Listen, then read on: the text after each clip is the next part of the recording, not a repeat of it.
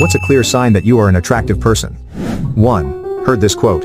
When you're attractive, the world will let you know. But if you're not, you'll have to figure it out yourself. 2. Recently took myself out to a bar and there was a guy at the bar drinking, being funny and chatting to whoever was up ordering their drink. When I got up to order, he kept saying I had great hair and that I was a tall, decent looking guy, like a tall Harry Potter. He kept going on about my hair for the few minutes I was waiting on my pint until the guy behind me said, "You trying to fuck him?"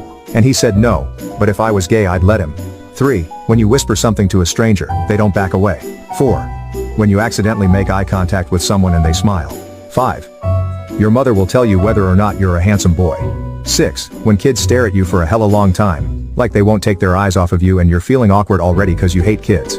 7. Put a picture of yourself up online and caption it, "OMG, I'm so ugly." If you're actually ugly, people will comment and say no, you're beautiful. If you're attractive, people will tell you to stop